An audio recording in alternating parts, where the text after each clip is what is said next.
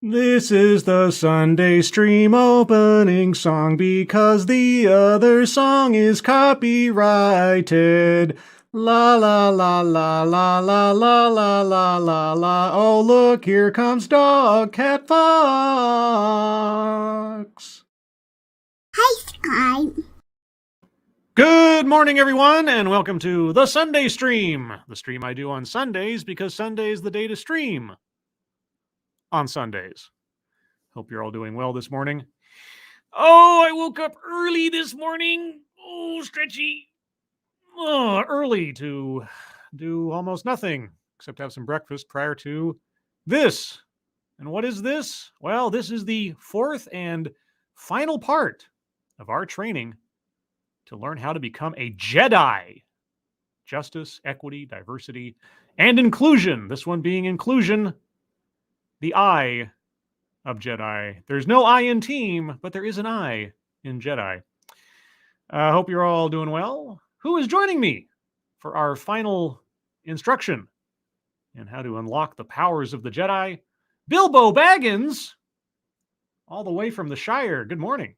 Matt Barnes, Keeverdam, Swirl Blue, Yoshi the Macabre, Nobody Not Me, Mr. E, Ryan R, Alyssa Holcomb. Good morning. Hope you're all doing well. So a few editor's notes as last time. I scanned through this edition and I cut out the following pieces.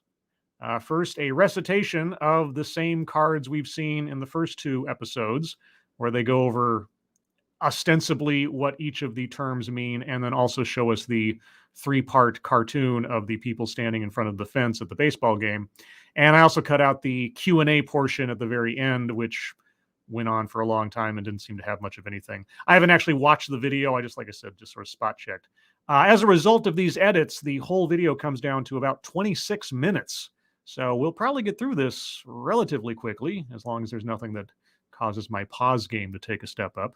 And then, granted, we have enough time after, and it's not too far over time, I have ready the article, which so many of you have, I very much appreciate it, have sent me over the last couple of weeks.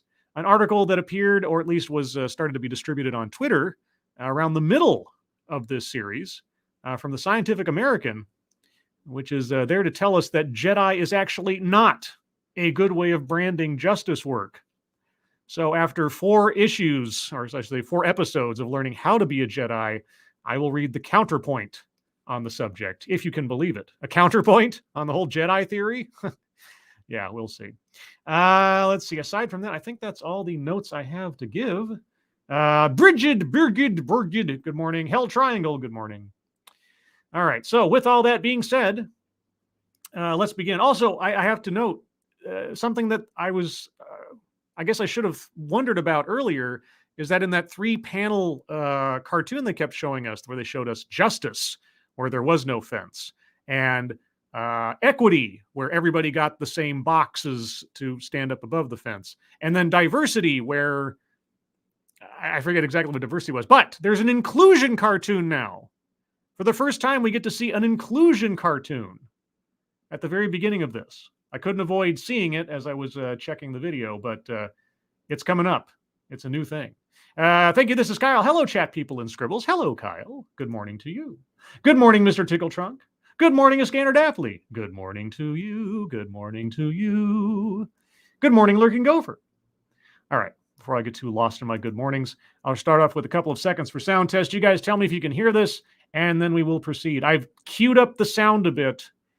The one unavoidable thing about the sound quality here is that the lady speaking recorded herself in a very echoey environment. So there wasn't much I could do about that. So if that annoys you, apologies, but it's unavoidable. There you go. Everybody can see my screen? Looks good. Awesome. Okay, so like I said, this is the 4th installment, and it's in regards to inclusion, which is the 4th installment for the JEDI series. Yes, I can count. Yes. Now, this course will be worth 1 CEU credit, and oh, this is worth credits? Oh, I didn't know I was getting credit out of this.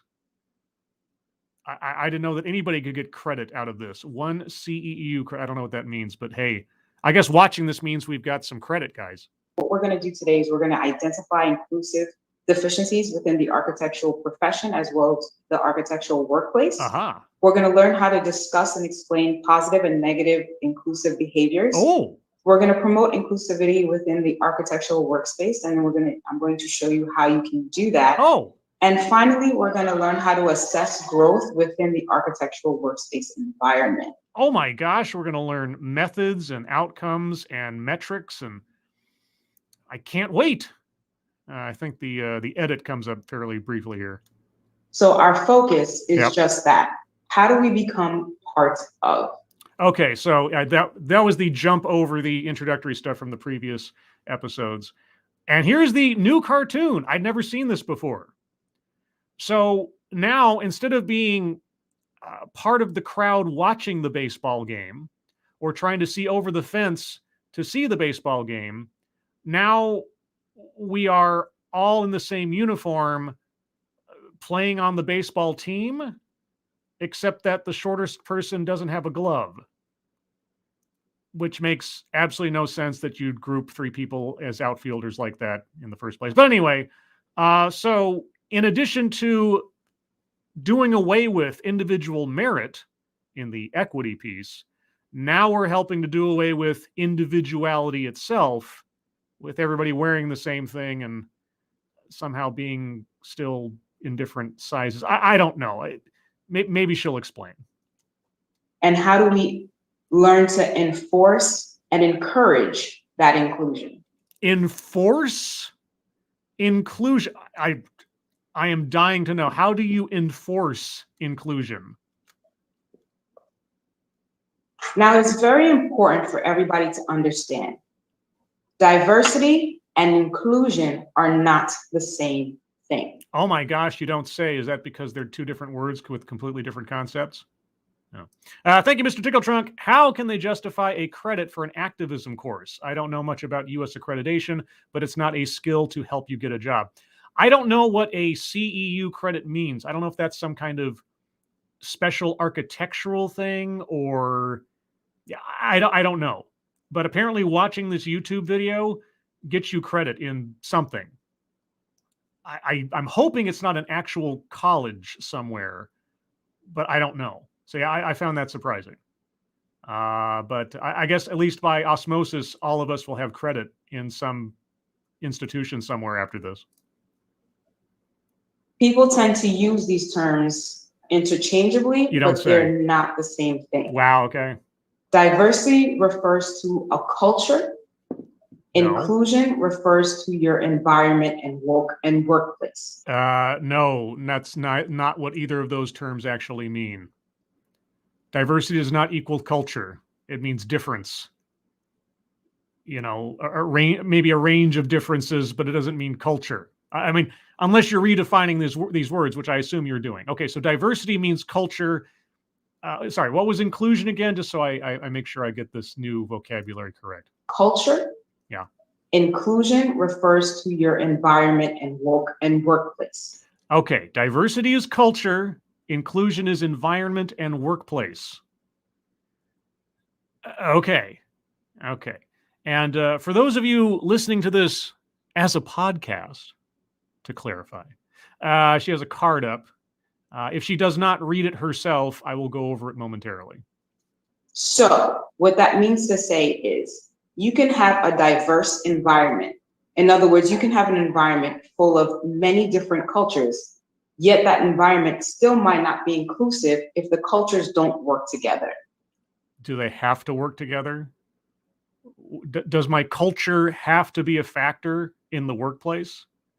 Can it be an irrelevancy as compared to just, doing my job and getting my work done?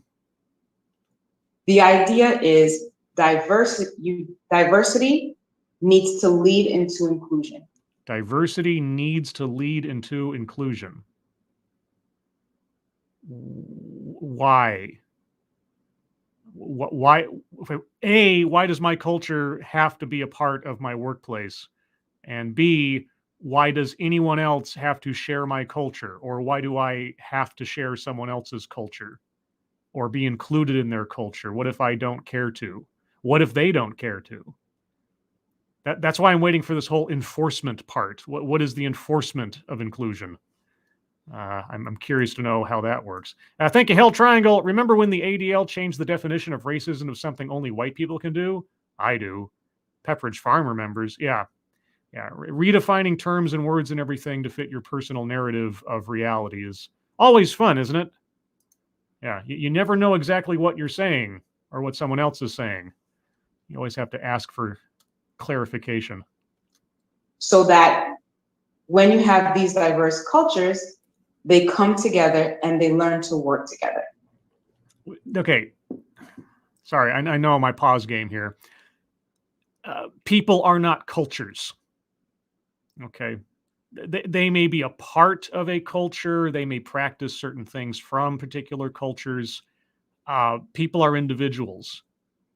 Individual people in the same culture can think and operate and believe very differently from one another.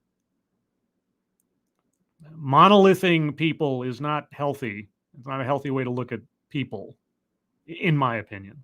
So it's important to understand diversity is based on culture, culture as well as race. Oh, culture as well as race. Oh, you said it was just culture a second ago. Okay, now it's race. Okay, because, race doesn't define culture.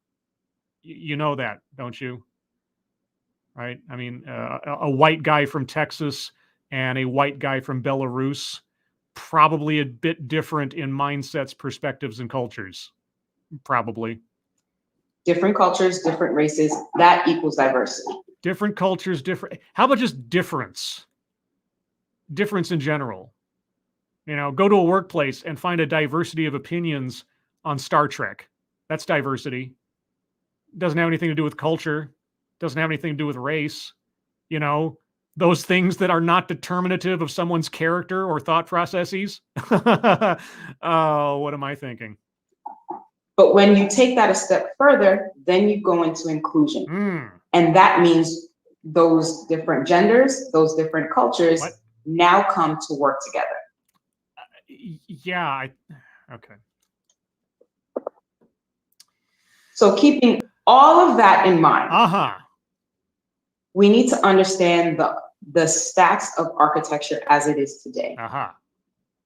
For us to have an inclusive field, right, and with the understanding that this inclusion necessitates different cultures, we need to understand what is our base pool, or what are the cultures that are represented in architecture? Okay, well, first off, I'm going to go back and read the card. I'm at 2 minutes, 49 seconds, okay? Let's go back to the card she did not read for us. What is inclusion versus diversity? Bullet points. Diversity and inclusion are not the same thing. Diversity relates to culture you are. Okay, forgiving the absence of the word the for a second there. Diversity relates to the culture you are. Again, I am not a culture. I am scribe. I am an individual. Elements of culture may indeed influence my way of thinking, behaving, dressing, eating, and so on, but none of that says anything about who I am. Inclusion relates to the culture of the work environment. So wait, okay, if diversity is culture, inclusion relates to the culture? Okay. And then to the side, what is diversity? Diversity is the mix of people in your organization. That's not what you said. You said diversity is culture. Diversity refers to all the ways in which we differ, i.e., Aboriginal and or what? I'm sorry, guys. The text is very small. Torres Strait Islander background, age, education, gender, profession. Yeah, diversity could be all of those things, or that's very specific. And then what is inclusion? Inclusion is getting this mix to work. Inclusion occurs when a diversity of people are respected, connected, progressing, and contributing to organizational success. Okay, 249. Okay, and so she's talking about the different cultural mix in your workplace, and yet the chart she has up right now, which we've seen, I think, similar ones in the previous episodes, only refers to race. This says nothing about culture. This only refers to race. So just to keep that in mind. Now, this graph comes from NCARB, and if you are a licensed architect, you are very, very, very familiar with NCARB. Mm-hmm. NCARB is the National Council of Accredited Registration Boards, and that's how you become a licensed architect. Oh, okay. Well, that's the first time I'd heard that in all of these parts as to what NCARB was. So I have learned something. Now, your path to licensure is completely through NCARB. Yes. And NCARB has documented the different demographics within architecture. Uh-huh. And if you notice in this picture, there is a lot of orange. There's a lot of orange. Oh, is that what there is a lot of? Okay, we'll get to that momentarily. Thank you again, Mr. Tickle Trunk. In order to bring us together, we must first break ourselves into as many separate categories as possible. Yeah, exactly. Exactly. Let's go to the workplace where no one's ever had to sort of bring up their quote unquote culture before. Hey, everybody, let's all get into a group together and everybody list off their culture and let's see if we can find a way to work together. I mean, just, what would that be? It's like, hey, your culture has an ancient grudge against this culture. Do you think you guys can work together? Like, I would love to know how that conversation works out. And thank you again, Mr. Tickle Trunk. I wonder why racism went up for the first time in decades. Yeah. For all the progress, doesn't it seem like we're taking amazing strides backwards? Okay, so there's too much orange in this chart, you say. And what that means to say is our demographics in the process of licensure or where our young architects are coming from is incredibly disproportionate. Why? Why is that disproportionate? I mean, if we're going for the God of the gaps theory of statistical analysis, then I suppose the conclusion is look at this disparity, therefore racism, because this particular chart is about race. Okay. All right. So, all right. If that is the problem, as it seems like you're saying, as I've asked your previous counterparts, what is the solution? So right now, the orange of what you're seeing is white, not Hispanic or Latino people. Right. There's too much orange for your liking in architecture. Okay. And all the other colors represent minorities. So what this graph shows you is that that proportional to population demographics, there's more of one kind of person than others. I mean, I guess that would be my question. Is this on average, is all of this on average out of proportion with the population demographics of the nation / territory or whatever where you're gaining this information? I mean, that's my main question. Is this somehow out of proportion with the actual, living demographics of the population? We have a lot of white people and not that many minorities. So how does that translate into inclusion? How does that translate into inclusion? I don't know. I honestly don't know. Right? If the idea of inclusion means different demographics coming together, but your base pool is predominantly one culture. Race is not culture. You made a point at the beginning of this to differentiate between diversity and inclusion as terms and concepts, which you're correct, they're different. Your definitions don't make any sense, but they are different things. You complained slightly that these two terms are used interchangeably, and that is not correct. And I would agree with you. They are not the same thing. Now, you are conflating race and culture. So there needs to be a cultural cleansing in order to achieve the goal you're looking for. And by cultural cleansing, I mean racial cleansing, because you mean race and culture to be the same thing, which they're not, but here we are. Okay. And again, I ask, if this is the problem, what is your proposed solution? How much inclusion can there really be? I don't know. Right? How does the young architect see themselves included in a firm if everyone above them or all their leadership is predominantly white? I don't know. I guess I would have to wonder if that architectural candidate is a racist, if that is their primary concern. If your primary concern is the race of the people ahead of you or around you, maybe you have other problems you have to deal with. I don't know. Maybe that's just me. Right? So then the idea comes, well, the most important thing to get to inclusion is to start to change that base. Okay. All right. Well, I'll for the sake of the argument, I will stipulate to that. So again, I ask, if this is the problem, what is the solution? The more we diversify the base, the more inclusion we'll get later on. Okay. How do you diversify the base? By what mechanisms do you propose to solve this problem? Now, what we looked at before was licensure candidates. What we actually have now is this graph shows us what the licensed architects are in the United States. Okay, so white 68.2%, Asian 16%, Hispanic or Latino 11%, Black or African American 2.5%, unknown 2.1%, American Indian and Alaska Native 0.2%. Okay. And there are 162,777 architects currently employed in the United States. 22.6% of all architects are listed women. 70.6% of all architects are listed men. All right, so that's the graph she has in front of us. And these two things go hand in hand, and they actually support each other.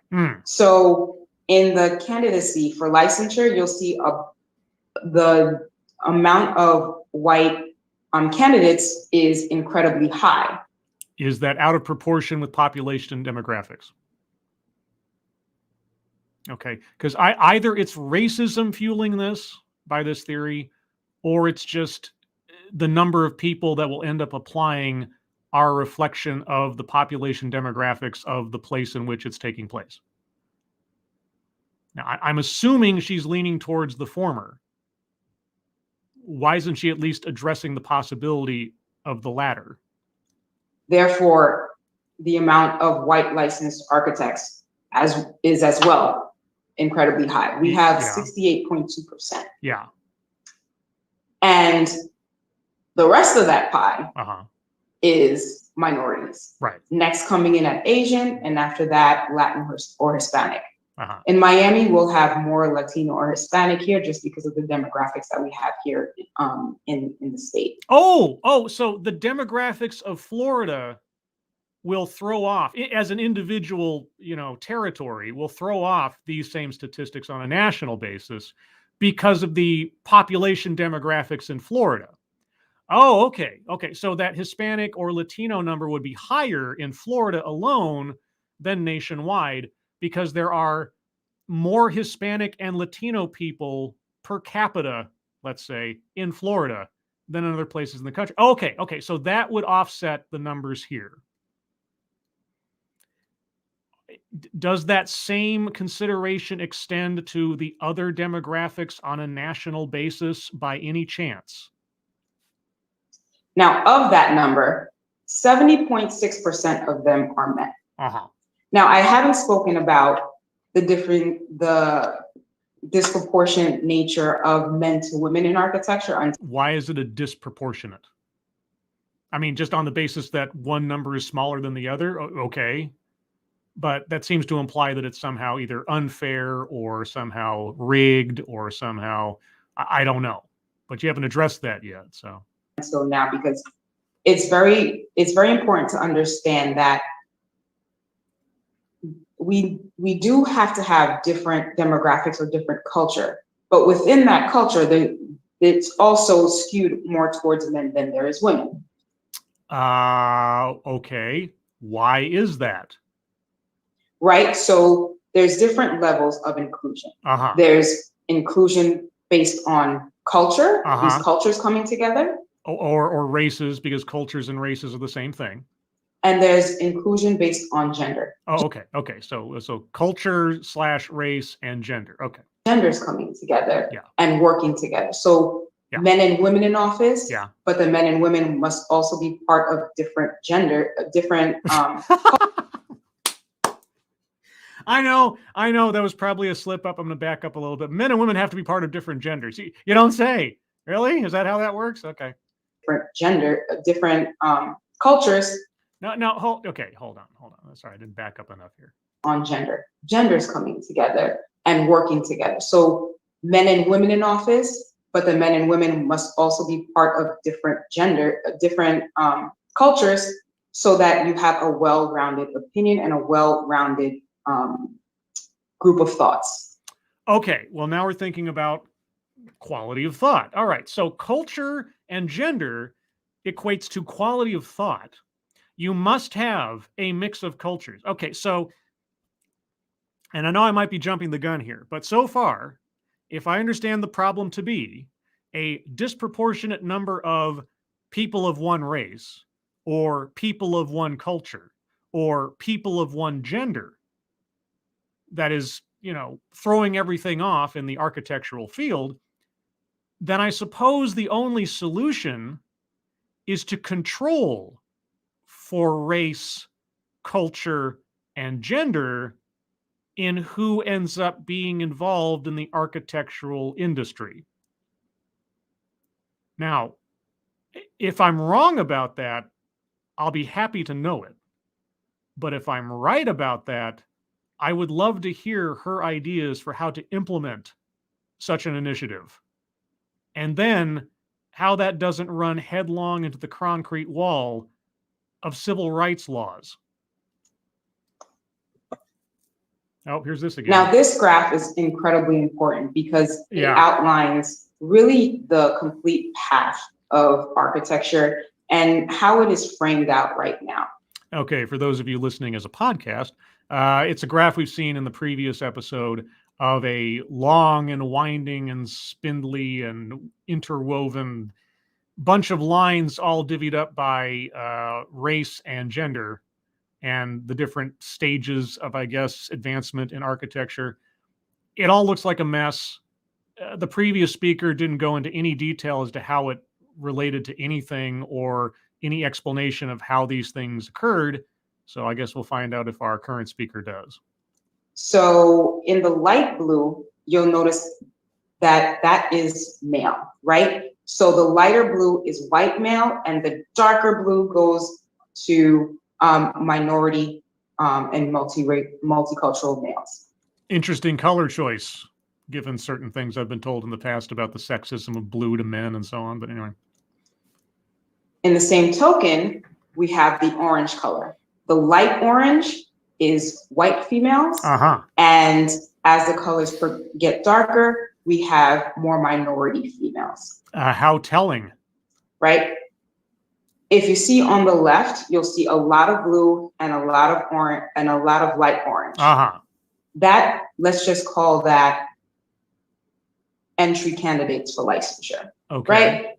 As we move on, everybody joins a firm. You'll see it's pretty even. Everybody's joining a firm. Light and dark, we're going into firms. Right? Yeah.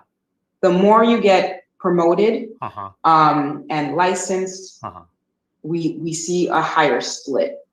And finally, when you get to firm leadership, you'll notice towards the very end, the darker orange, there's almost none in principal leadership. The darker blue, there's almost none in principal leadership. Well, here's my question, because I can't tell by looking at this. In proportion, are the numbers drastically off at the end of the graph versus the beginning of the graph? In proportion. Because you'll see, as far as I can tell, every representative line ends up at the end, as far as I can tell, for the most part, in one way, shape, or form. Now, am I surprised that giant population pool winnows the further you get along the career track? Of course not, because firms, businesses, organizations, they have a very few people at the top and a lot more people going down the ranks. That's just how things work in hierarchies. So is this out of proportion? We keep not referring to proportions based on demographics or population. It's very bizarre. Thank you, Hell Triangle. No white person I know goes home making graphs about race/cultures of their coworkers. Well, I can't say that there's any white person I know that does that, but I know there are white people that have done that. They're called racists. I would not be surprised if some KKK members back in the olden days made statistical graphs of population counts of people here, there, and otherwise, and how it was, making terrible their world and their work environment and their country or something. I believe that is to be the case. But yeah, that's usually the pursuit I would think of someone who really, really, really cares about race. And there's a word for that, regardless of what your particular skin color is. In leadership roles, you'll see a lot of light blue and a lot of light orange. Yes. Now, why is this important in inclusion? I don't know. Again, inclusion means coming together. Yes. But how do you come together if you don't see yourself belonging in the leadership roles or in the leadership of your firm? See yourself. So again, it's got nothing to do with who you are. It's got nothing to do with your merit. It's got nothing to do with how much hard work you put into the firm or anything else, your education, your passion, your skill, just what you look like. This is an inclusion of aesthetics. That is what is being proposed here, an inclusion of aesthetics, but not an inclusion of aesthetics, a comfortable, I don't know what mix of the aesthetics you prefer. It's got nothing to do with culture. Stop entwining race and culture, as though culture is an even better, somehow like a better metric by which to measure people in the first place. Leadership should always represent the demographic of the people that are in your office. Oh, okay. Well, that's a new one. Leadership should always represent the demographic of the people in your office. Okay. Tell me how you would enforce that rule. So if there's a very strong saying, and I believe it firmly, if you can see it, you can be it. Oh, Lord. So if you don't see yourself in leadership, or if you don't see yourself represented in leadership, how can one be comfortable? How can one consider themselves belonging? And also, how can one consider themselves to be able to get there? Okay, so if you're not a racist, you can't make your way into any particular thing. If I value skin color in my, I don't know, role models enough, then I'll be able to make it. Is that it? Is that what I'm supposed to hear out of this? Thank you, Mr. Tickle Trunk. Their parallels with racist talking points of the past still astounds me. In a few years, she'll be measuring her coworkers' skulls for graphs. I mean, yeah, just with almost every one of these presentations, and you've heard me say it before, I always think to myself, okay, if I actually took these beliefs and tried to put it into some kind of mechanical practice on the ground, what would that require me to do? What would that require of a company, of an organization to do to actually achieve the goals stated here? Okay, so leadership has to reflect the demographic of the workforce. Because if the workforce cannot, quote unquote, see themselves, unquote, in the leadership, they have no ability to believe that they themselves can succeed to such levels. Okay. How did Barack Obama become president of the United States? I mean, he couldn't possibly have seen himself in any previous president of the United States. How did he become president of the United States?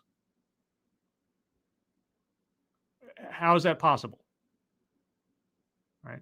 How does any elected official, how does any person in charge of an organization or something, how could anyone be expected or forced to somehow represent on site everyone who operates subordinate to them? How does that work?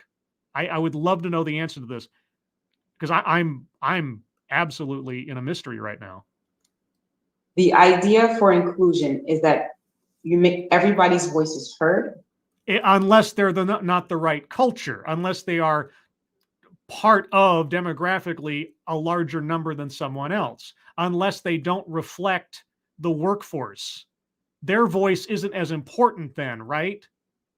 Not as an individual, as a demographic. Everybody is comfortable. Oh. And everybody feels like they belong. How do you make everybody feel like they belong when you are citing certain demographics of people as being too much? Right? That needing to be cut down the number of. You're talking about division. You're talking about categorizing people, putting people into cubby holes, one after the other, and saying you belong here and you belong here. You're more important. You're less important. There are too many of your kind here. We need to cut down on the number of you. Doesn't matter who you are. Doesn't matter what you're doing. Doesn't matter, your ability, your skill, your thoughts. You look the wrong part. Tell me how that goes into inclusion.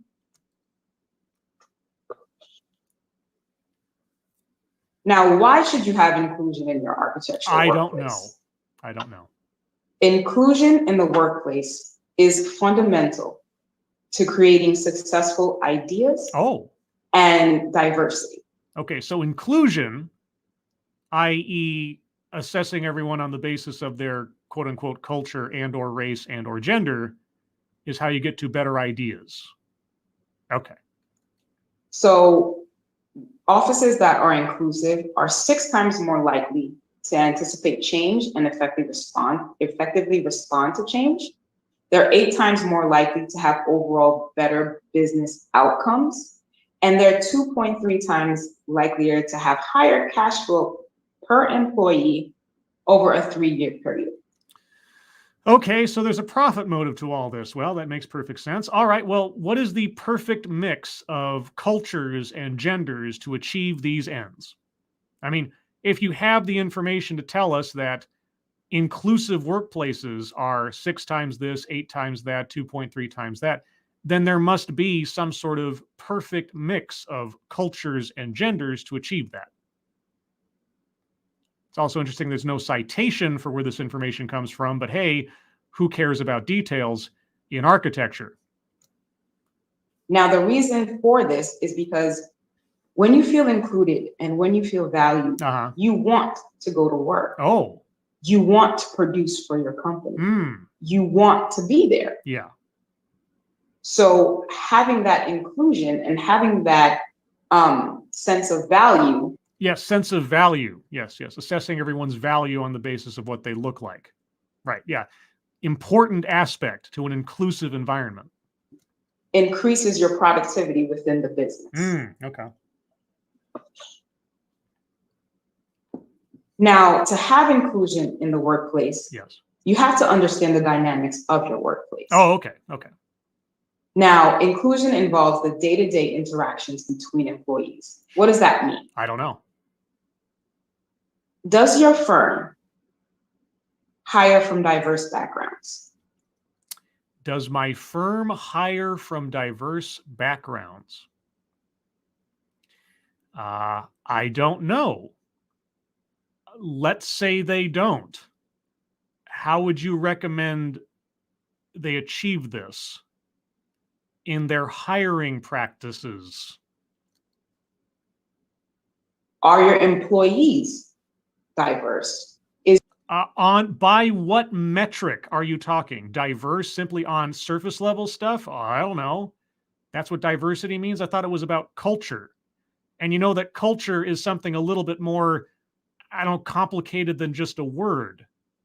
Or don't you? Because race is also culture, apparently. Is your leadership diverse? I don't know. Does your firm advocate for diverse practices? I don't know. You have to understand what your firm is putting out. What are you saying to your employees? I don't know. Do you have an example? I know it is a pointless question to ask, Do you have an active example of what you're talking about? Even if you change the name of the company for the sake of privacy or something, do you have an active example of a company that did not do these things and then a company that did do these things? I'll even take like a hypothetical example where you spell out the details, because I'm not quite sure what you mean right now. Advocating for diverse practices. What does that mean? What is a diverse practice? What does a diverse practice look like in the workplace, in hiring specifically, because you're talking about hiring? That plays a large role in whether or not you have a diverse employee pool and whether they feel included within the office and within the profession.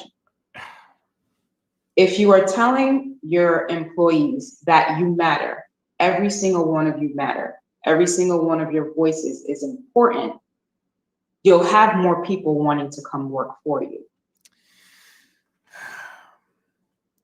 You have just gone through a whole process of telling us that certain people should not matter as much as others based on what they look like. That the balance is tipped too far to one side than the other. So we need to change that. And the only way to change that is to value people on what they look like. Do you understand what you are proposing? If you start to only pick and choose, then one, your firm will not be diverse, and two, you'll have less people wanting to work for you. You'll be less inclusive. Aha. Spud Gun real quick in the chat. And I hear this a lot from people. Love to you all, but I can't listen to this bullshit. Scribelight, I'm sorry, dude. I just don't have the constitution you do to listen to this crap. I understand. Okay. And I've heard similar things from people for many years now on videos and things. Like I got 5 minutes into this and I just can't take it. I completely understand. So no judgment on that at all.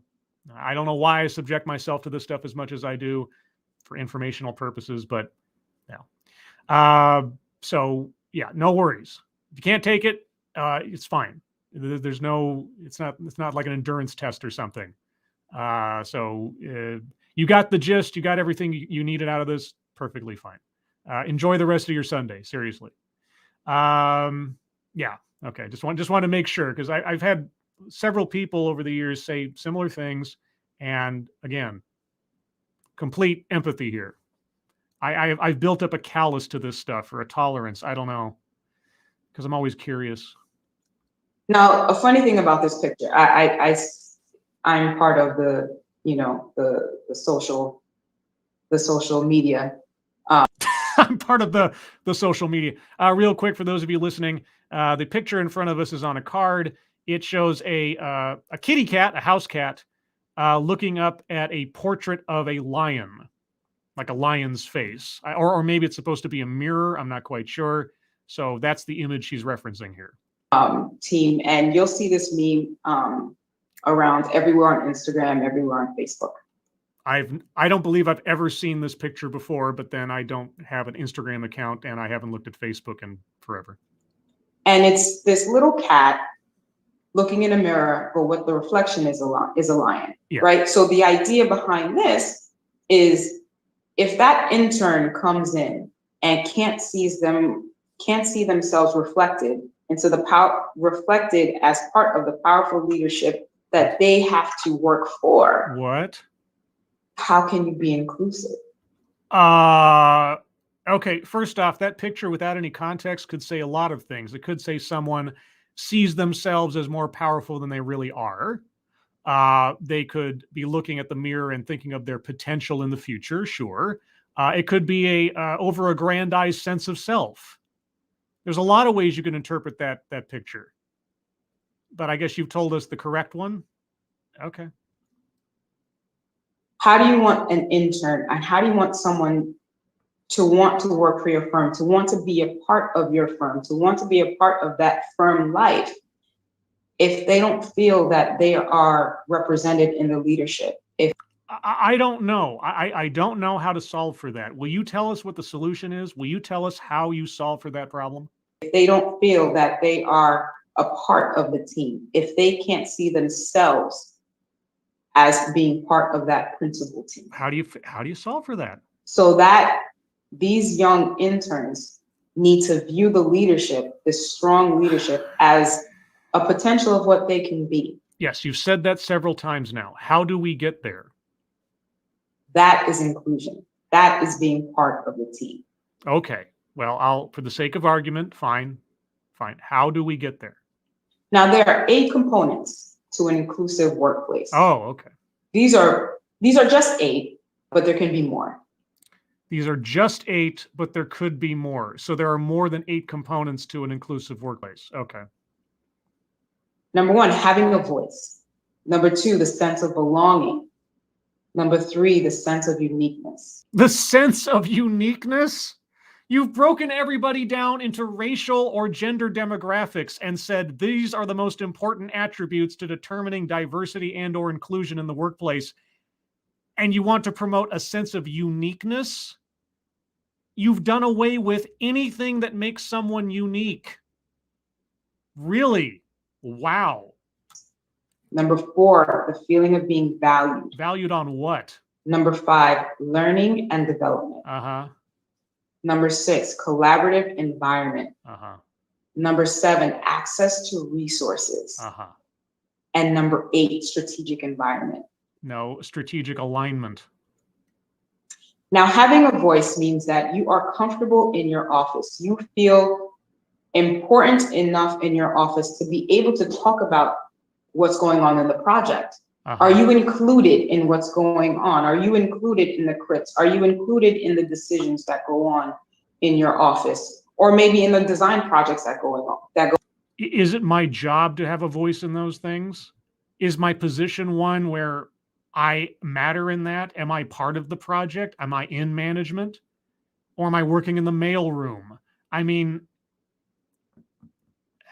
do I have to have my fingers in every pie in order to be having a voice in the office? Does everything need to work by committee in order to make everybody feel better? Go on in your office. That is allowing your teammate, that is allowing your employees to have their voice. Allowing them to have their voice. Do you feel that you belong to this office? Do you see yourself as a part of this team? Uh-huh. Oh, see myself? Again, yeah, so I don't know. Do I see myself? How much do I value what I see? Are you reflected in the leadership? Right. That is belonging. Okay.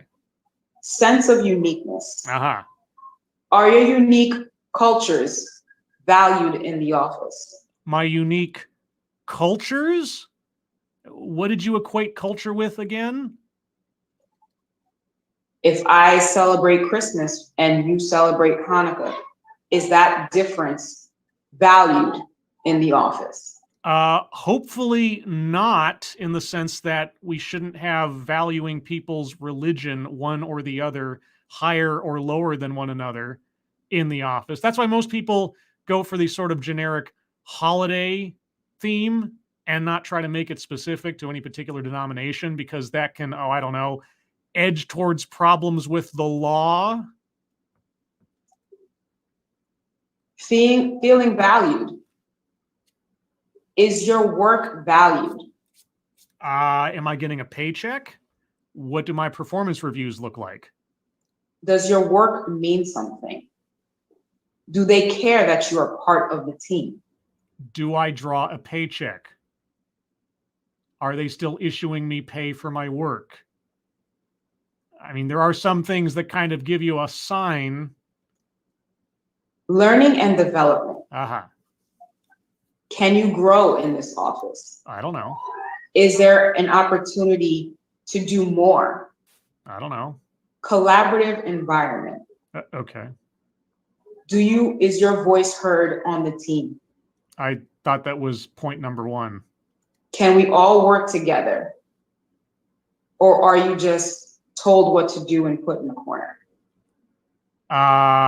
Well, if I'm doing a particular job and someone is my boss, then I'm probably being told what to do. As far as being put in a corner, I don't know how things work at architecture firms. I mean, I have no point of reference for how things work at architecture firms. So maybe there's something inherent there that I'm missing here. Access to resources. Uh-huh. Does management mentor you? Does management mentor me?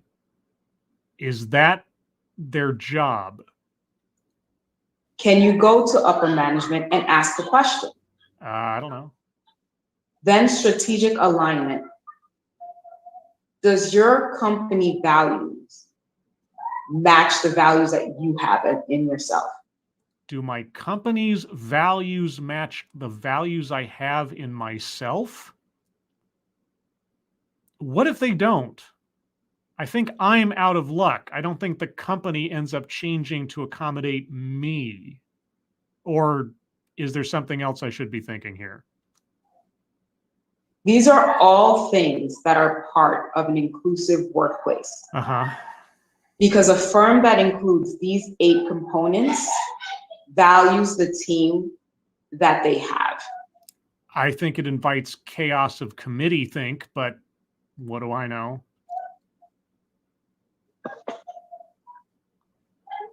Now, having an inclusive architectural firm. Yes. Now, having that firm Yeah. is very important, because when young candidates actually graduate college, you'll notice that 28% care about the culture and 25% of males care about opportunity. Okay, so she's got a chart on the screen. 3 categories: project quality, culture, and learning opportunity. And the importance, I suppose, of these things broken down by males versus females. Project quality, males 33%, females 33%. That's important to them. I don't know what happened to the other 34%, but apparently they're out there somewhere. Culture, males care about it 28%, females 31%. Okay, learning opportunity, males care about it 25%, females care 34%. There's a whole lot of percentages missing there, but hey, whatever. And again, no citation as to where this comes from. Whatever. 34% of females care about learning opportunity, and 31% care about the culture of the workplace environment. Mm-hmm. So a vast minority of females value these things, and a vast minority of males value these things. The majority of either demographic think about other things, is what you're telling me. So you'll notice that not only the projects matter, but 2/3 of why any individual will want to work for your firm is linked to the firm environment. What? 2/3? What? Only 1/3 are the projects that you produce within the firm. Oh, okay. But I'm not a statistician. I don't know if that's how that works. 2/3 are their work environment Uh-huh. and how they'll be treated in the firm. There are no other categories. Where does all the other percentage go? Where, in each case, where's the other 70 or 80% of people? Where are their?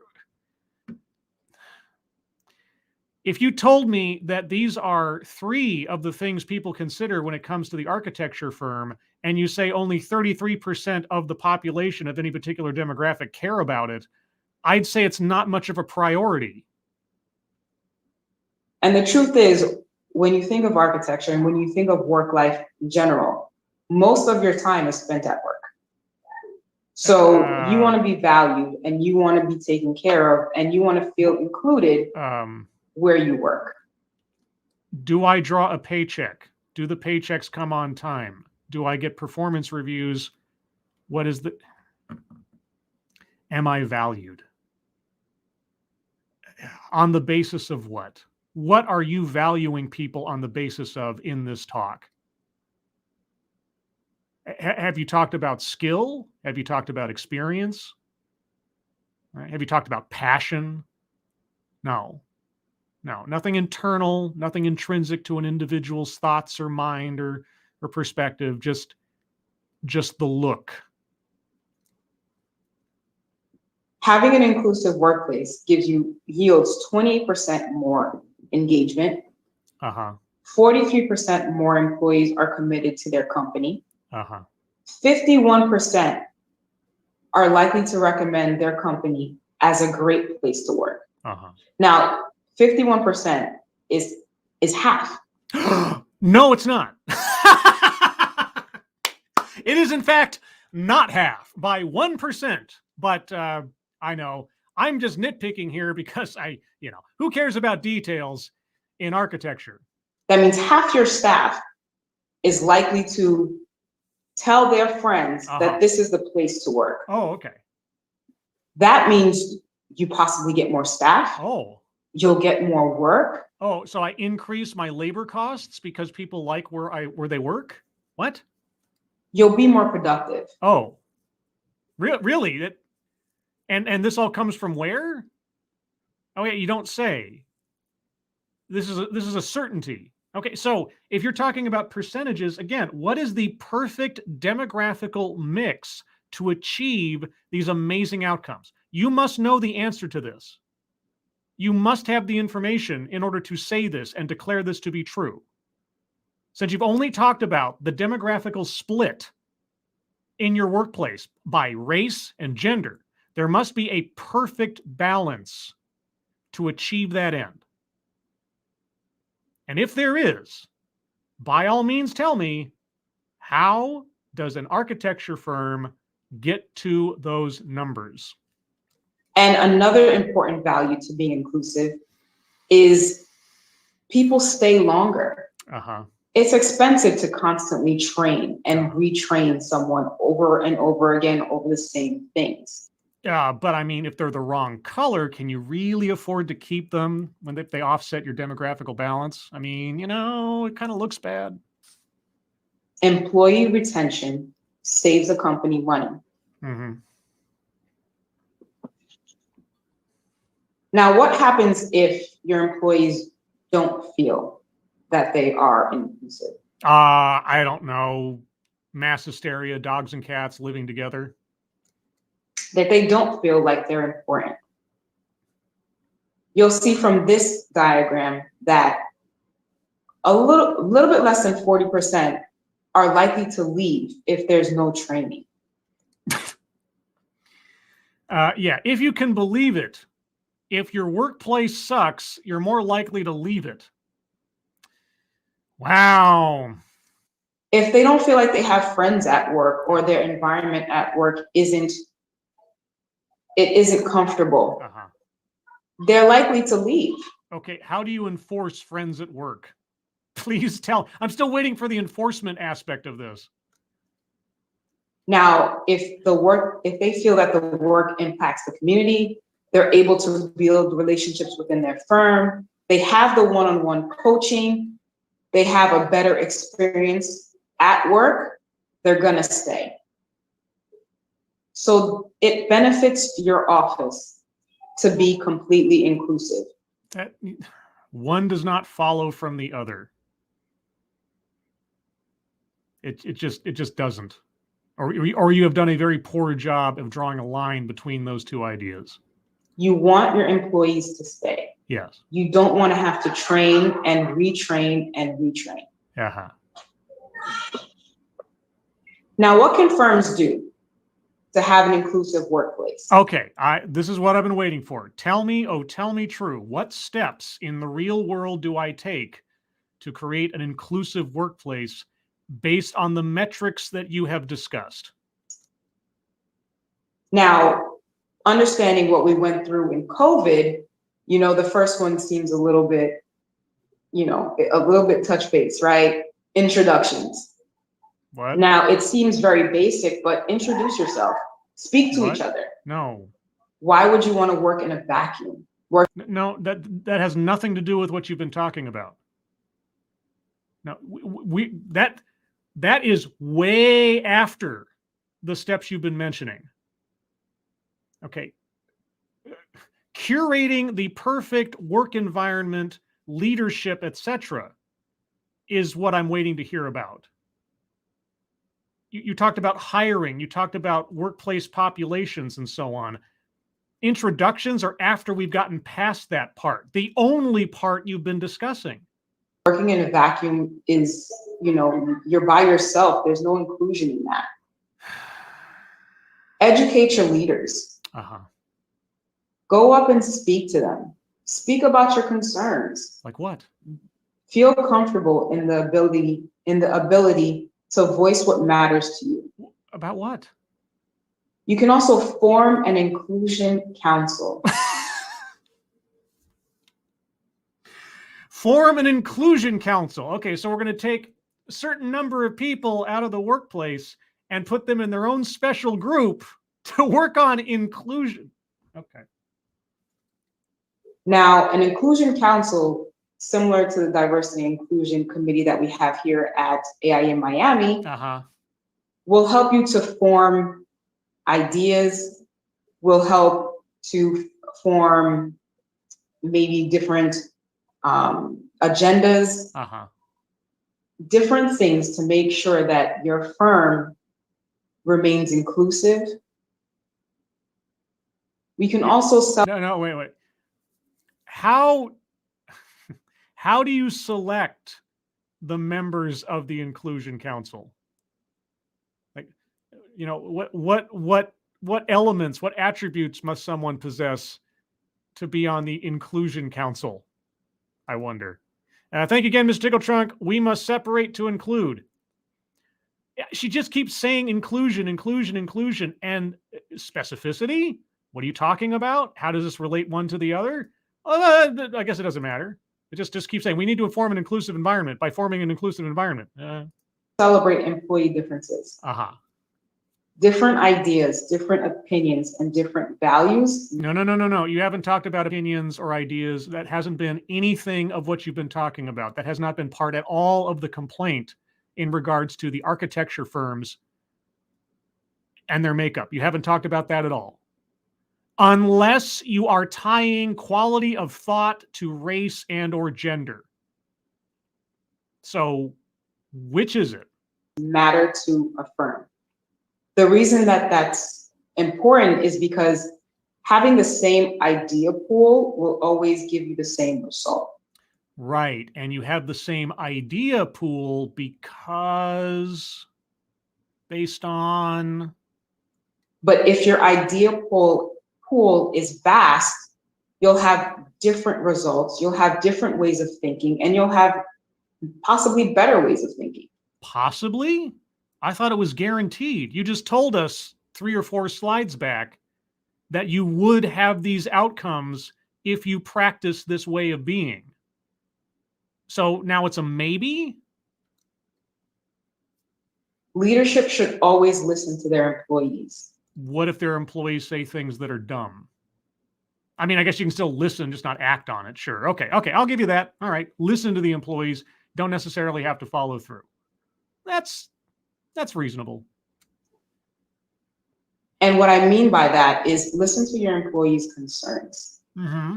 If there's a stressful situation in the office, yes, your employees should be able to come to you and talk about that, and you should be able to have an HR situation where you can help disseminate or dissolve the situation. Dissolve the situation. Okay, what does that have to do with any of this? Okay, effective leadership, effective human resources. Yeah, that's boilerplate good practice for any office, any business. That's not what we're talking about here. Are we? But that open dialogue is important. Yeah. Next, you should hold frequent and effective meetings. Frequent and effective? Okay, how do you guarantee effectiveness? Because I've been in a lot of meetings and it's kind of it's a crapshoot as to something, whether or not a meeting is an effective one. And what that means is educate your staff on what diversity and inclusion is. What? I don't even know what it is at this point because you've redefined it about 4 times. sometimes people say they understand, but what they say and how their actions speak for them are two different languages. Well, when you keep changing the definition of terms, then my operating on one set is going to conflict with another set inherently. So I don't know. Are the goalposts bolted to the floor or are they on wheels? So having everyone on the same page and creating a handbook where everyone can refer can help solve that issue. Oh, I would love to see the written down handbook of inclusive and diverse practices at a business based on what you presented thus far. Because any employee could take that written down handbook and walk off to a lawyer and probably sue you for civil rights violations. And communicate goals and also, check your success. Check my success. How? Have monthly or yearly, progress reports. Measuring what? Look to your left, look to your right as leadership. Yeah. Are the people to your left and right a proper representation of the demographics that make up your company? And if they are not, what action should be taken? If the answer is no, then you have work to do. And that work involves? If the answer is yes, how do you maintain that? I don't know. How do you maintain someone in a leadership position representing a racial or gender demographic? How do you do that? I am asking you. Now that your leadership represents your demographics, how do you keep those demographics? How do you, increase those demographics? I don't know. How do I do that? How do you make this better? Better. Tell me. These are the things you need to think about when you want to think about inclusion within your office. That sounds more like discrimination. I mean, maybe I'm redefining terms. I can't tell at this point, but that sure sounds like racial and or gender discrimination. Or am I completely off base here?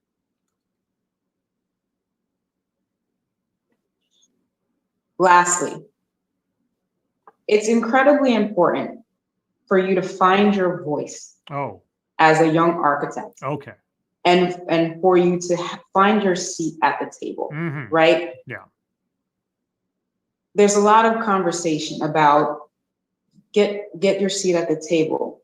What if someone looks to the right, sees me, and I'm not part of the inclusion calculus?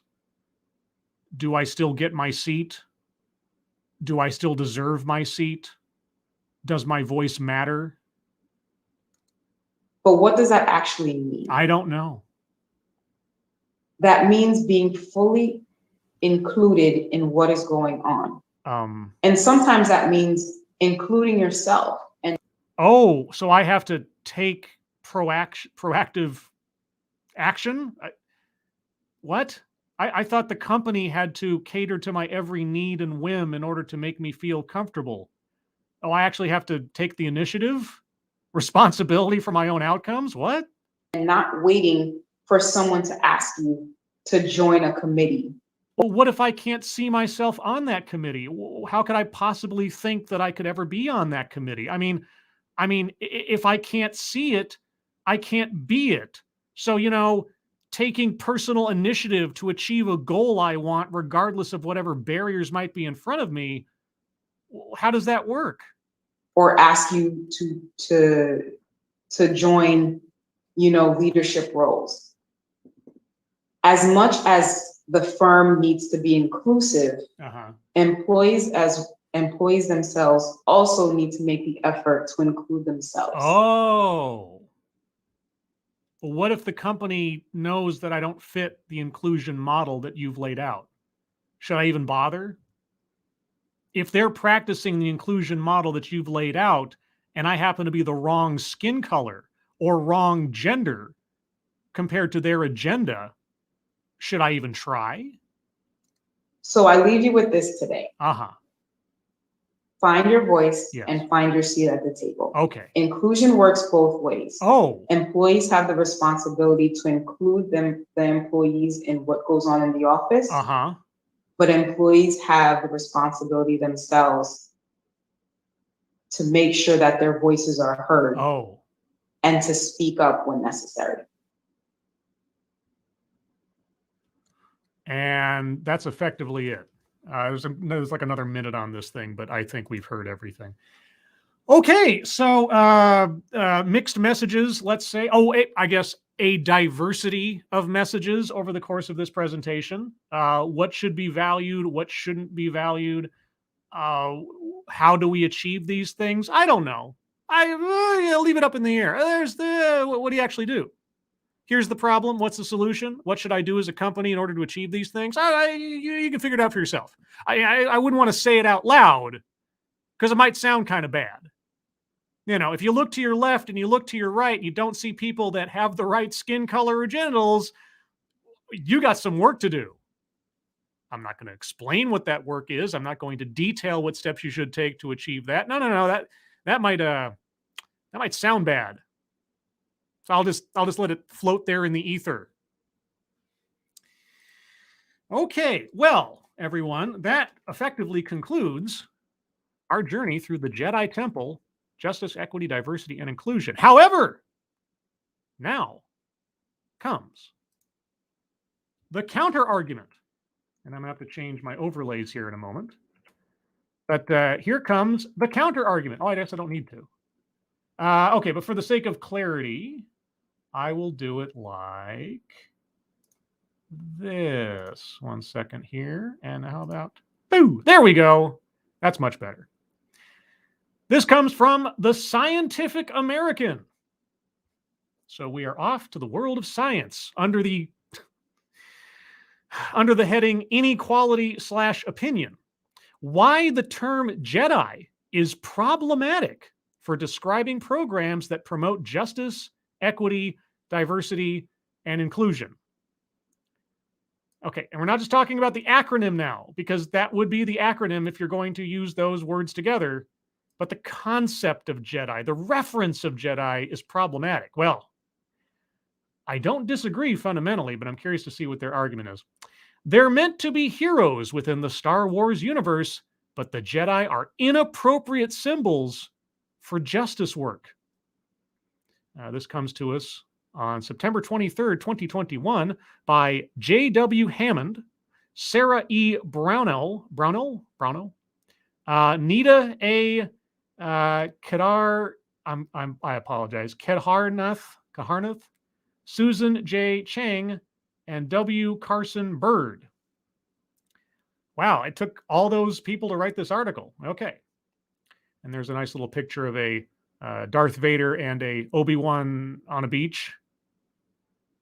Okay. Garrison Ireland Legion members play the characters Obi-Wan Kenobi and Darth Vader at the May the 4th Star Wars Festival in Portmagee, Ireland. All right. The acronym JEDI has become a popular term for branding academic committees and labeling STEM, S-T-E-M, science, technology, engineering, mathematics, and medicine. Oh, okay. Initiatives focused on social justice issues. Used in this context, JEDI stands for Justice, Equity, Diversity, and Inclusion. In recent years, this acronym has been employed by a growing number of prominent institutions and organizations, including the National Academies of Sciences, Engineering, and Medicine.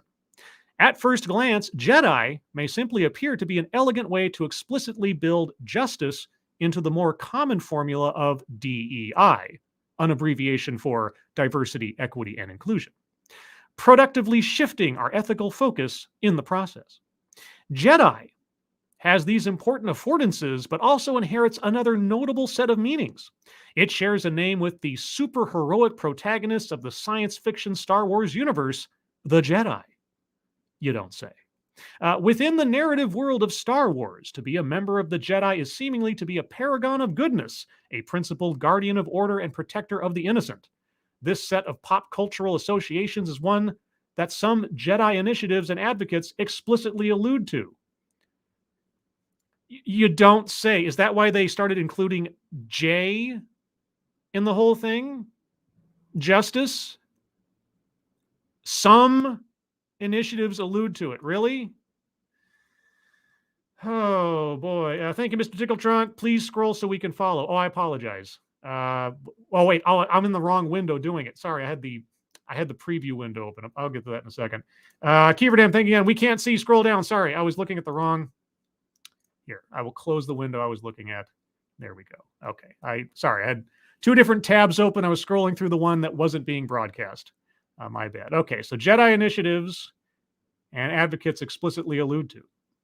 Whether intentional or not, the labels we choose for our justice-oriented initiatives opens them up to a broader universe of associations, branding them with meaning and, in the case of Jedi, binding them to consumer brands.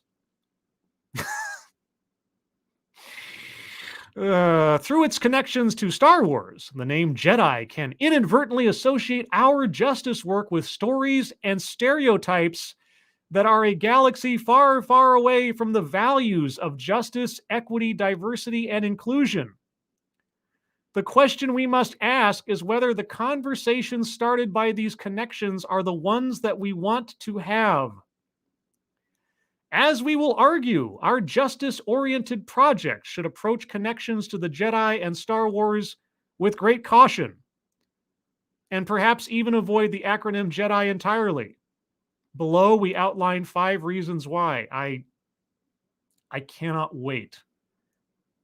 I am a Star Wars nerd. I know way too much about this stuff. I can't wait to hear why, if you think justice, equity, diversity, and inclusion initiatives are a universal good thing, why you would not want to be associated with a mythical organization that, it's very simplified, but otherwise acts as truth, justice, and guardianship over others.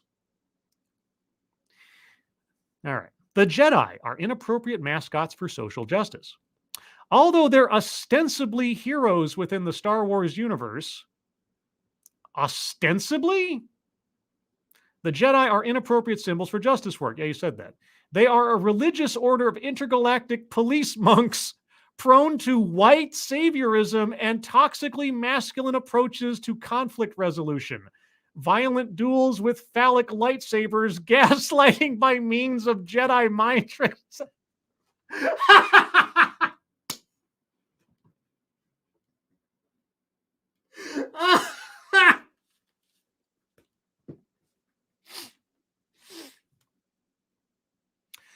The Jedi are also an exclusionary cult, membership to which is partly predicated on the possession of heightened psychic and physical abilities or force sensitivity. You're complaining that the fictional Jedi are an exclusionary cult whose membership is predicated on certain physical attributes or psychic opinions. Really? Have you been paying attention? Strikingly, force-wielding talents are narratively explained in Star Wars not merely in spiritual terms, but also in ableist and eugenic ones. These supernatural powers are naturalized as biology, hereditary attributes. So it is that force potential is framed as a dynastic property of noble bloodlines. For example, the Skywalker dynasty. Yeah, because it was the Skywalker dynasty that was so noble. Where did they start out again? What was the beginning of the Skywalker dynasty? What ended up happening to the Skywalker dynasty, if you go by Disney canon? And force disparities are rendered innate physical properties, measurable via midichlorian counts, not unlike a force genetics test. Okay, well, any Star Wars fan is going to tell you that there are some real problems with diluting the force down to a biological effect. a lot of people have retconned that into different ways, or just blamed Qui-Gon for having a very crazy interpretation of what the midichlorians mean. Most of us think the midichlorians should never been introduced into the canon. But apparently Lucas had to find a way to measure force potential in someone and couldn't come up with anything else. And augmentable via humanoid engineering. Well, if you're talking about Darth Plagueis trying to cheat death by... Okay. Thank you, Mr. Tickle Trunk. Look, we're not the good guys here. Also, we think the only Jedi was Luke because we don't watch movies. Scientific American. Yeah. Yeah. Never mind Mace Windu. Never mind all the aliens. Never mind Yoda. I mean... Oh, Lord. Okay. The heroic Jedi are thus emblems for a host of dangerously reactionary values and assumptions. Do you listen to yourself? Do you listen to yourself? Sending the message that justice work is akin to cosplay is bad enough. Dressing up our initiatives in the symbolic garb of the Jedi is worse. This caution about Jedi can be generalized. Quote, we must be intentional about how we name our work and mindful of the associations any name may bring up, perhaps particularly when such names double as existing words with complex histories.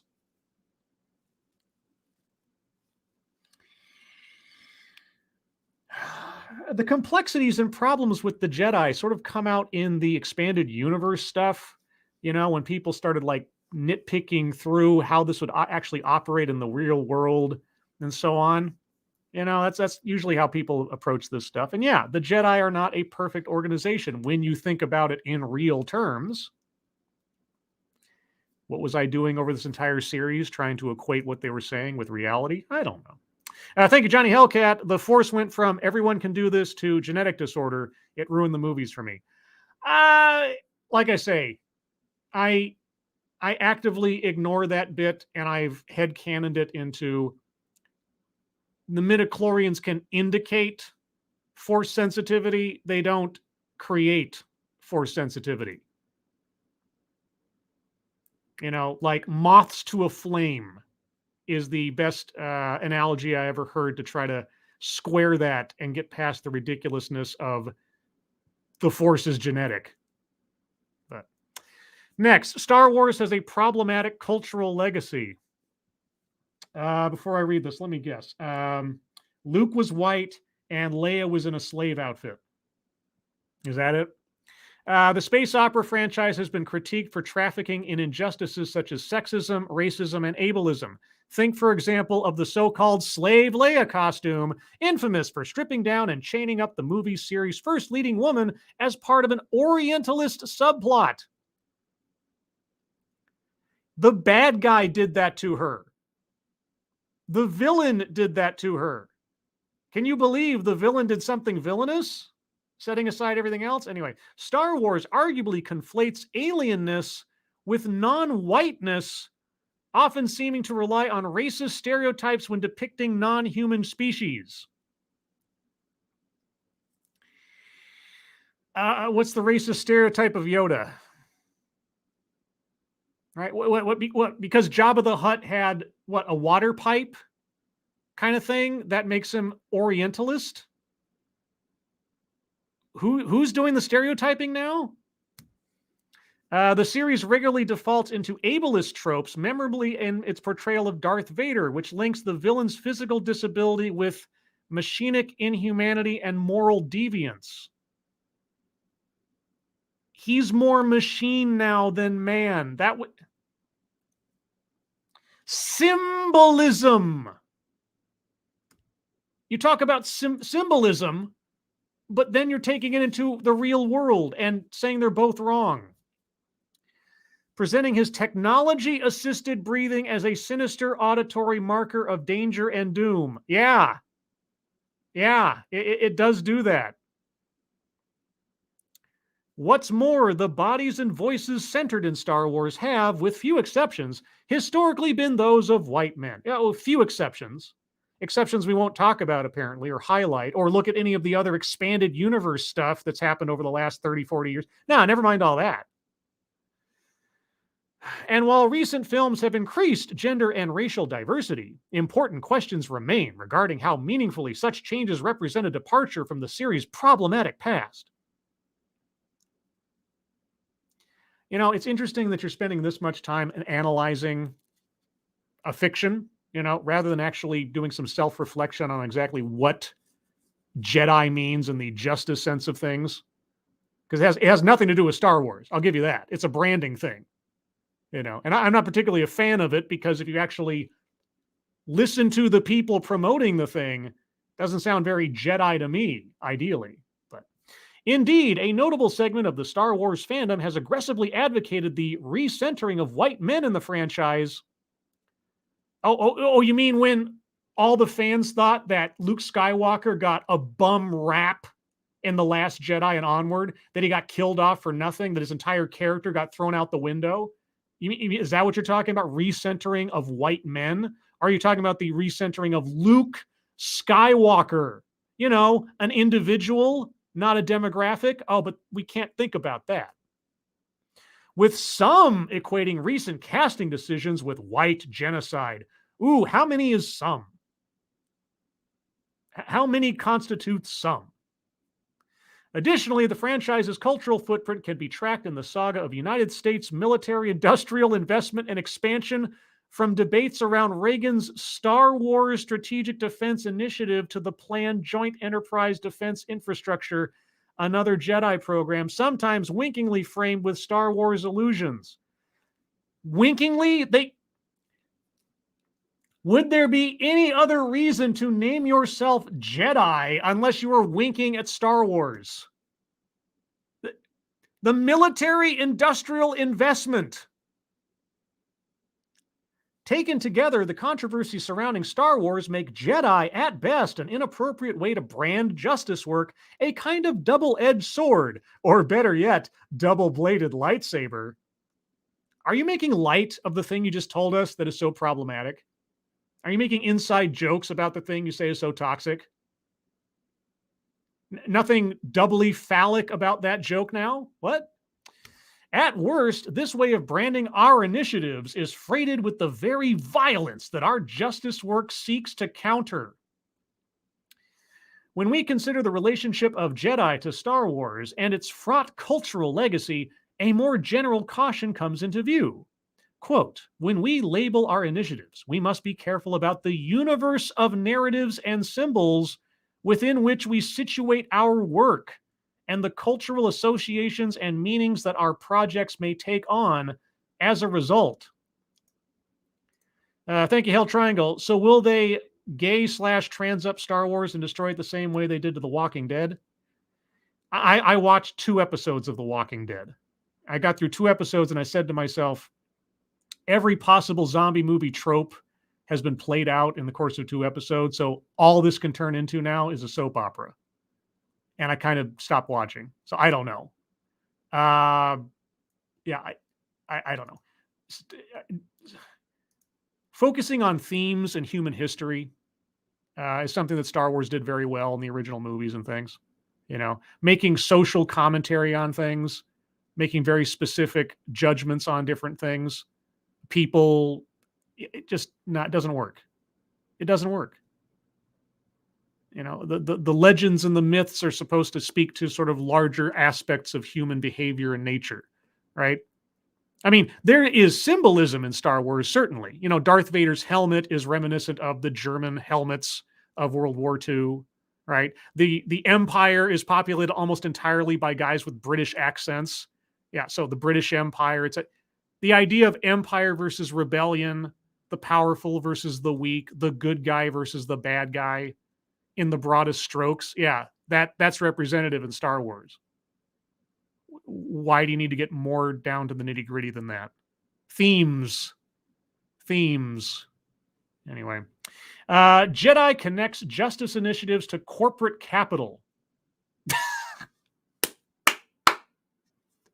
Who is using the Jedi initiatives? What entities are primarily promoting the JEDI initiatives? And to what purpose? What did we just hear from our speaker?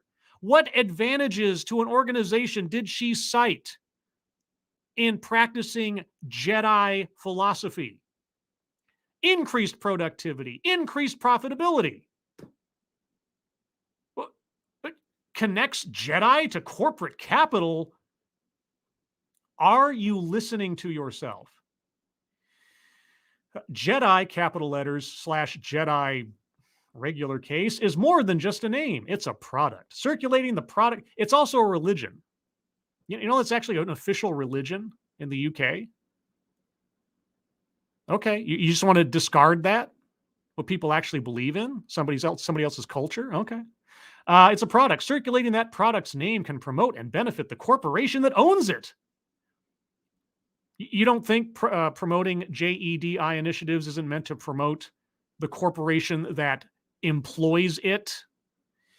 Even if we do not mean to do so, we are, in effect, providing that corporation, Disney, with a form of free advertising, commodifying and cheapening our justice work in the process. Commodifying justice work. Tell me again, what is the ultimate goal of JEDI in the corporation? Increased productivity, increased retention, increased profitability. Every single one of these speakers has either directly or alluded to those as being the outcomes of practicing this stuff. Give me a break. It may also serve to rebrand and whitewash Disney by linking one of its signature product lines to social justice. Well, it's a signature product line now that they bought it. After all, Disney has a long and troubling history of circulating racist, sexist, heterosexist, and orientalist narratives and imagery, which the corporation and its subsidiaries, like Pixar, are publicly reckoning with. That's what I thought of when I was doing this series. Every time that I said the word JEDI, I was thinking of Pixar. Furthermore, Disney is an overtly political entity. And what is social justice again? Critiqued not only for its labor practices, but also for its political donations and lobbying. Joining forces with Disney's multimedia empire is thus a dangerous co-branding strategy for justice advocates and activists.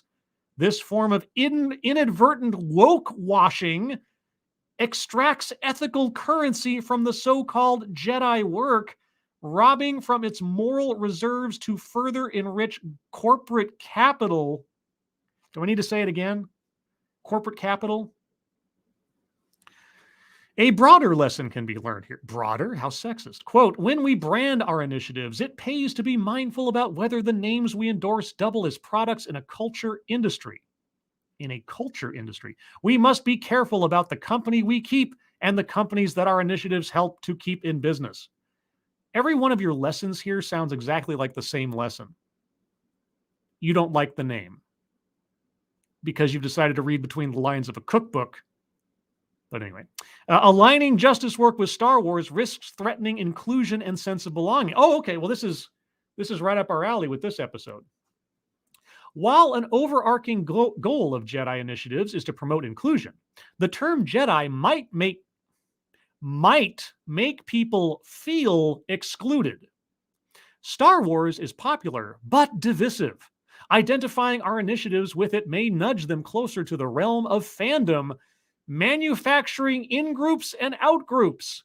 Those unfamiliar or uncomfortable with Star Wars, including those hurt by the messages it sends, may feel alienated by the parade of jokes, puns, and references surrounding the term JEDI. Consider, as one example, its gender exclusionary potential. Studies suggest that the presence of Star Wars and Star Trek memorabilia, such as posters, in computer science classrooms can reinforce masculinist stereotypes about computer science, contributing to women's sense that they don't belong in that field. Relatedly, because no women like Star Trek or Star Wars, by the way, guys. There are and is no messaging in Star Wars or Star Trek that promotes I don't know, gender equality in any particular way. You know, Princess Leia grabbing the blaster and shooting the stormtroopers and blowing the grate out of the way so they can escape the Death Star. No, she's got nothing to do with nothing. It doesn't matter. Doesn't matter.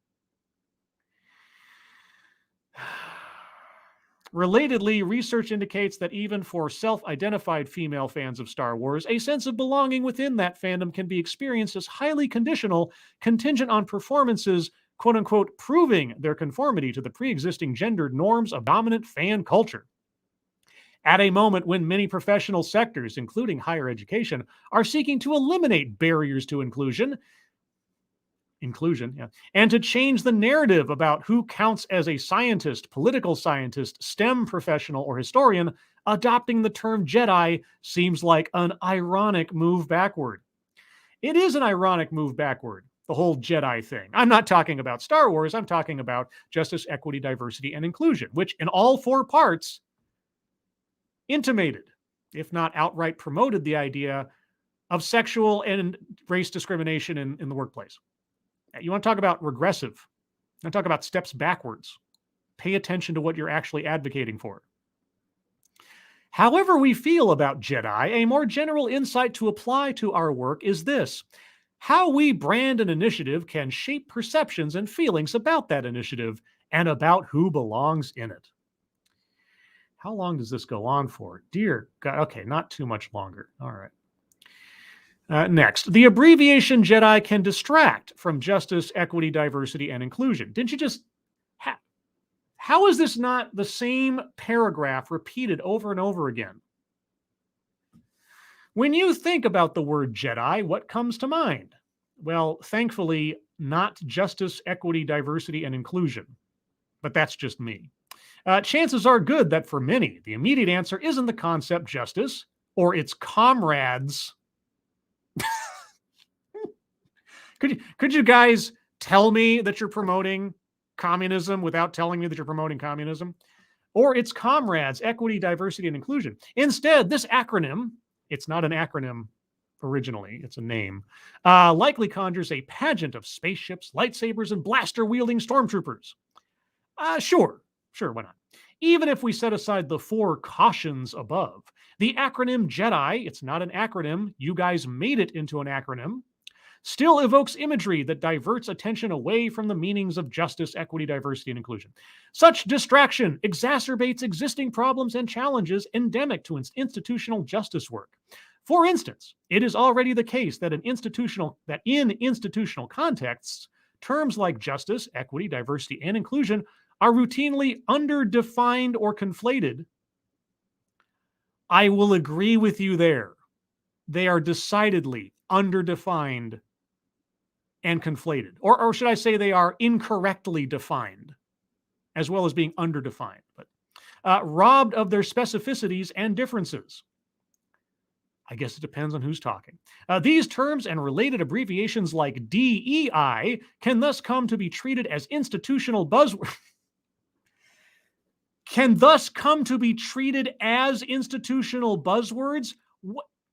They are institutional buzzwords.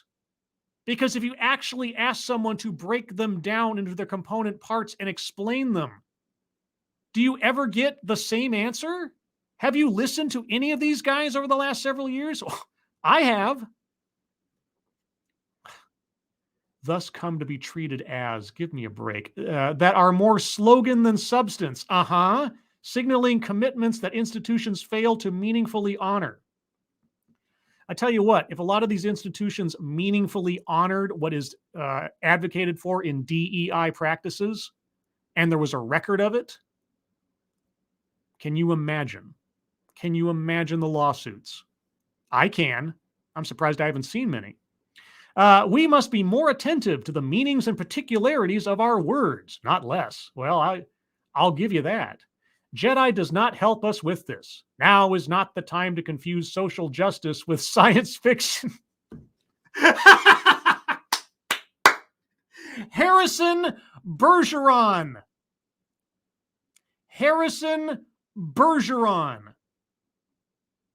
Look it up. Read it. It's a short story.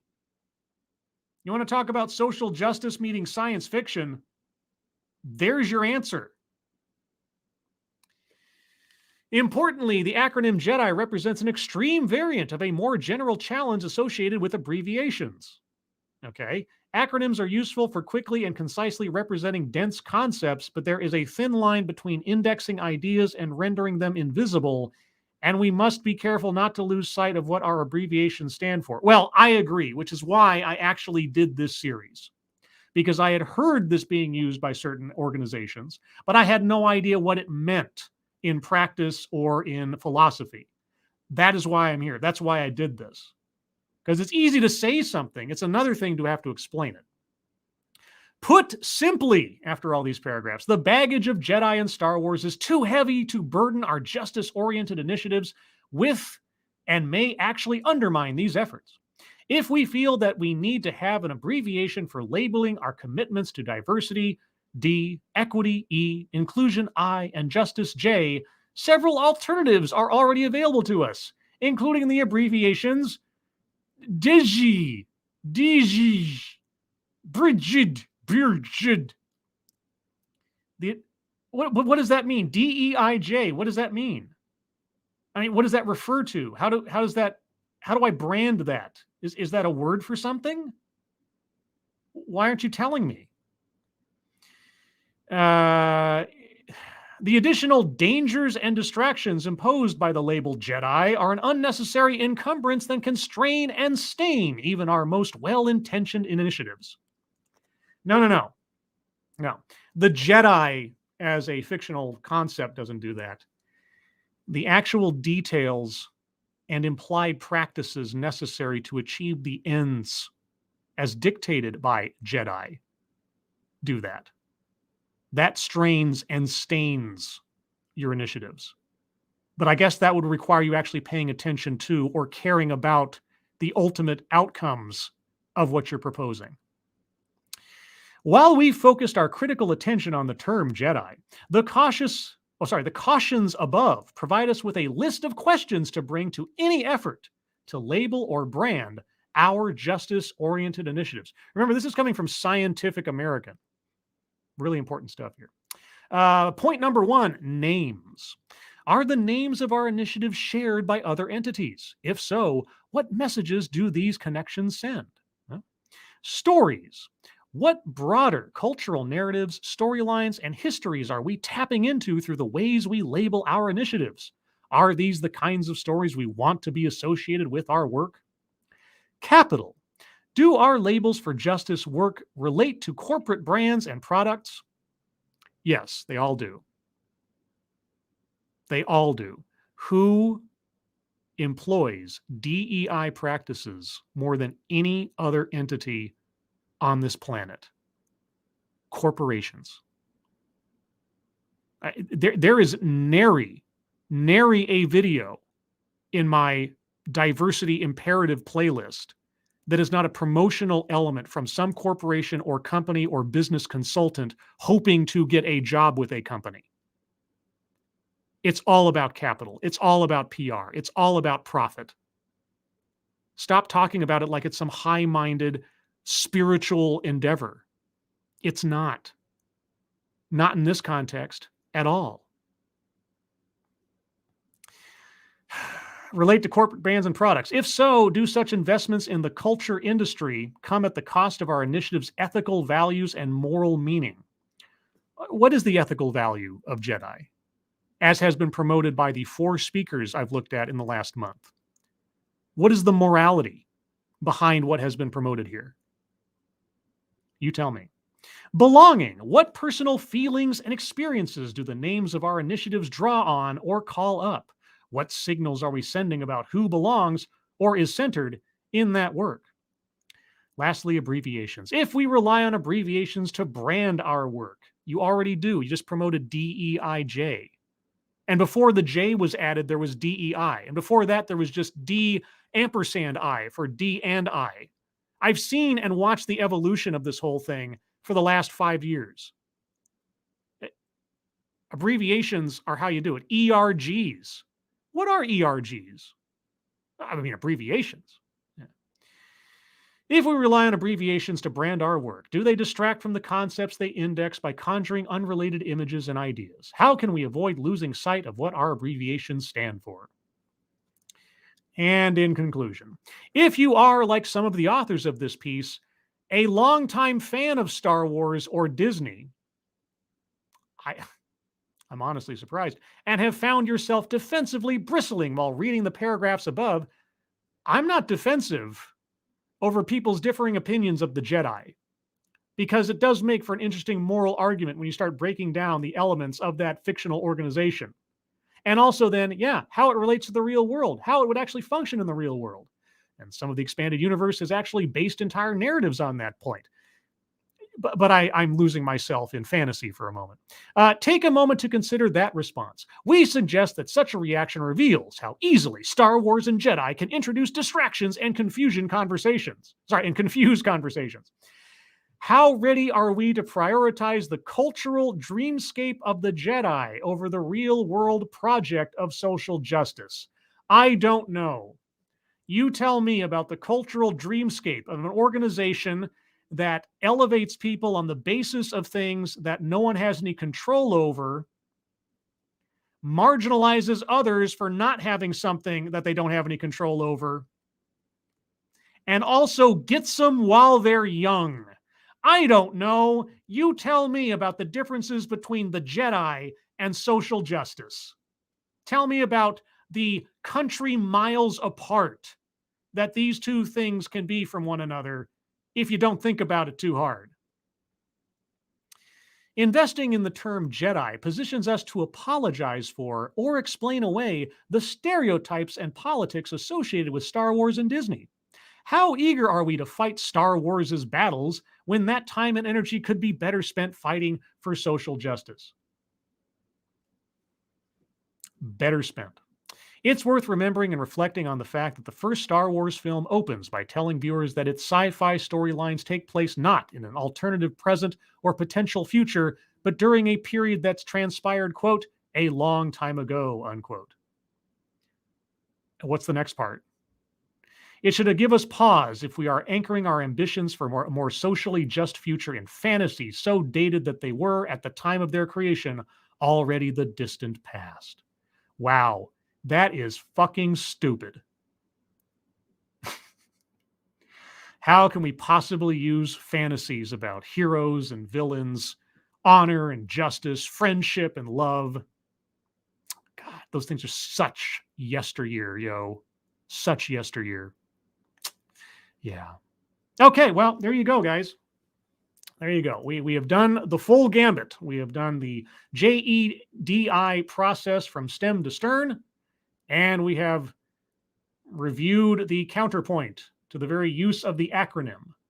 Not the content or quality of what is being promoted within it, but what the acronym might maybe have someone associate it with. And a whole bunch of absolute lack of self-awareness throughout this article. But hey, what do I know? I mean, I am white. And I think the Sith are cooler. But anyway, everyone, I'm going to call it there. Thank you, guys. I'm already over time, but that's enough. Do I have any thoughts on it? I don't know. I'm gonna have to process this. I might do a little follow-up stream of consciousness at some point, if this isn't already that at that point later on. But I think that's enough. This is enough for us to mull over and think about, meditate on, and get in touch with the Force together. Because the Force is an inclusive organization. Everyone, thank you so much for joining me. I hope you learned something, or unlearned something, as the case may be.